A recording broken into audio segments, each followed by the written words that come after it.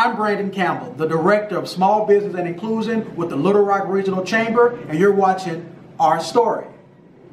Thank you for being here. I have with me Paul Gower, who is the founder of Lunamark and also the co-organizer of the Little Rock Tech Fest. Thank you for having me. Thanks for having me. It's great. So first off, tell us about Lunamark and what it is you do, because I know, but those who are out there watching may not know, so they can understand the importance of what it is you do on your day-to-day, and how you transition from doing that to co-organizing the Little Rock Tech Fest and seeing its growth. So tell us about that. Absolutely. So my business, I have been doing software development for 20 plus years, and about 5 years ago is when I started Lunamark and decided to go on my own and help out companies any way that I could. Whether it's from helping coach and train a team in some of the agile practices and principles that I work with, or whether it's actually doing some development on the team. I do a myriad of things in that regard. So I usually refer to myself as a consultant, but yeah, I've been doing software development for years, and that's where my heart is, of course. But I also enjoy helping those teams learn and grow and figure out ways to do their work in a better way, especially dealing with information technology, because it's usually a lot of hidden work, if you will. So helping those teams understand the best way to kind of do that work is a passion of mine as well. So not just doing the work, but helping the teams understand how to help management understand what they're doing, and then how to everybody get together and get along. So yeah. And what was that aha moment that made you decide, you know what, this is what I'm going to do. I'm going to transition, start my own company, and just grow it. What was that aha moment, if there was one? Yeah, so, I never thought I could do it. I didn't have the confidence for it. And then there was this opportunity that came up that was one of those deals where I was just like, there's no way this can happen. They reached out to me, or a headhunter, recruiter said, hey, we got this contract position. It's a 3-month contract. And I said, okay, this is cool. There's no way I could, I don't know that I can do this. The confidence level wasn't there, right? But over my career, I had looked back on, I realized every time I did a different shift in my career, even though I may not have had the confidence to do it at the time, I look back and go, wow, I did a really good job.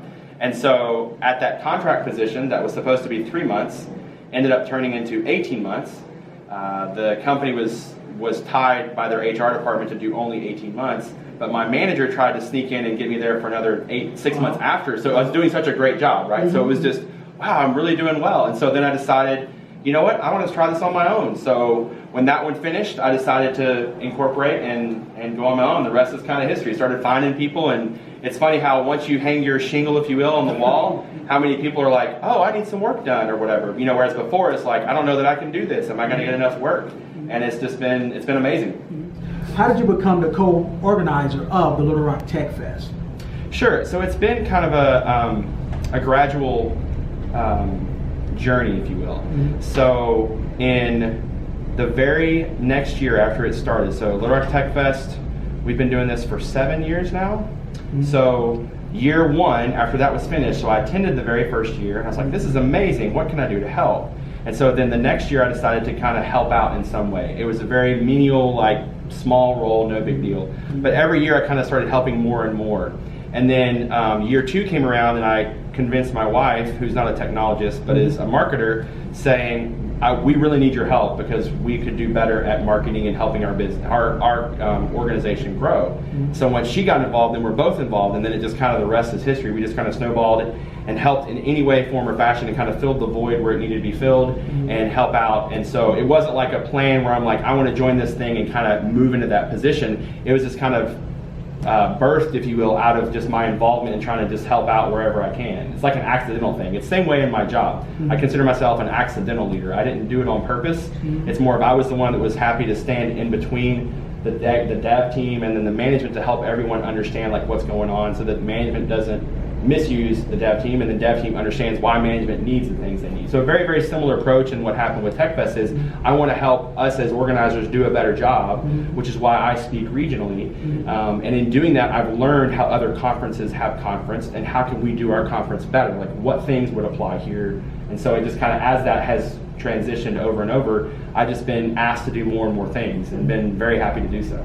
So describe to us, why is the Little Rock Tech Fest so important to those who may not know or understand it? Well, it is 2 days of amazing content. We have speakers from all over the country. We actually have, the last 2 years, have had international speakers. And so that's been an amazing achievement here in Little Rock, Arkansas. So we have that. We have people from all over the country coming and speaking at Little Rock Tech Fest. So you can come and learn about people who are on the teams doing the work. So like this year, we were able to convince Scott Hunter, who's actually from Little Rock, to come and speak about things his team at Microsoft are doing with .NET Core, which you can't, I mean, you could get at other conferences, but not when it's in your hometown. You don't have to pay for hotel. Like if you're in the local area and you haven't been able to come to Tech Fest, I would love to have a conversation with you and help you understand that you should try to plan to come next year, because it's just phenomenal. It's a great area to not only learn new things, but it's also a way for you to kind of understand the community. You need to get out there and understand and network and learn from other people. And so the only way to do that is to get out there and work with it. And as I've been more and more involved with Tech Fest, I've been able to understand, wow, I never knew about company XYZ or this company over here, ABC, or whoever they are, like, you know, the different companies, those are random names, but like different companies I wasn't aware of were even involved in tech as much, right?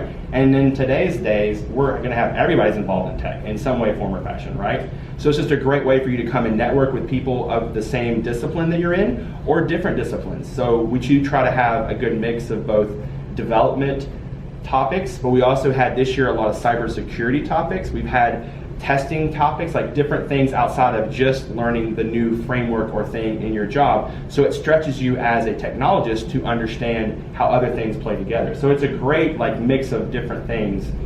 Some soft skill topics too. So there's all kinds of various topics that you can come and learn. So if you're coming just for the content, it's amazing. If you're coming because you want to hang out with your friends and eat lunch, it's amazing. So there's just so many reasons to come. I can't list them all. So tell me more about the talent attraction and retention and recruitment aspects of the Little Rock Tech Fest, and why is it so important for this Little Rock region?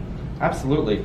So at Little Rock Tech Fest, it doesn't matter how many people show up. We always have people looking for great talent, and also people who are great talent looking for great employers, no matter what we do. And we've never set out to be a big job fair per se, but it's always a great opportunity for us to share an environment with others, to let them come and find a great company they may not have been aware of. So you may be a company that wants to get your name out there and help.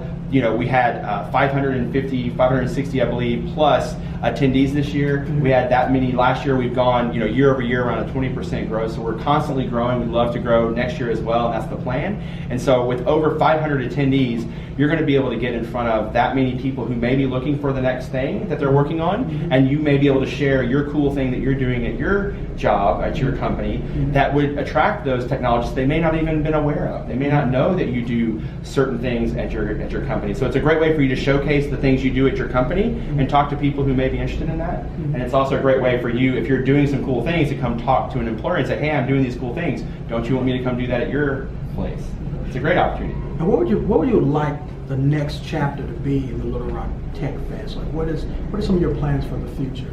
Sure. So this year we tested out the keynote idea. So at a conference this is the 7th year. So for 6 years we have had no keynotes. We've always only had a little quick opening remark and then straight into breakout sessions, which has been fantastic. This year we had decided to try out a couple of keynotes. So we had 2 different keynotes. One was a Microsoft heavy .NET Core, but they're very cross-platform, so it was very applicable to everyone. And then we had another one that was on cybersecurity.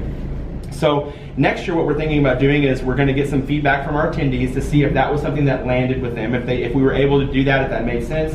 And then so next year what we're planning to do, we've had a lot of feedback already, and many attendees have already brought this up, is they would like for us to do a workshop day. So next year what we're going to do is we're going to do 3 days, and we're going to do a workshop day on that first day. And we already have the dates for that, which is going to be the October 7th, 8th, and 9th of 2020. So we'd love for you guys to come out to that. That would be great. So yes, we're adding an extra day. So now with a ticket price, what we're going to have to do is we'll figure out the logistics around that, but we're going to figure out a way to give you a 3-day conference versus just a 2-day conference for a very meaningful price. That's awesome. That's awesome. Growth is what we always strive for in any business or any event as well too. And so tell us, how do they get in contact with you if they want to be a part of Little Rock Tech Fest 2020? Absolutely. They can send us an email at info@lrtechfest.com, or you can go to our website at lrtechfest.com and you can submit a contact us there as well. But either way, we'd love to hear from you and learn how we can help you get involved. Great, great. Thank you all for watching our story here at the 7th Annual Little Rock Tech Fest. I'm Brandon Campbell with Little Rock Regional Chamber. This is Paul Gower with the Little Rock Tech Fest. Thank you all for watching.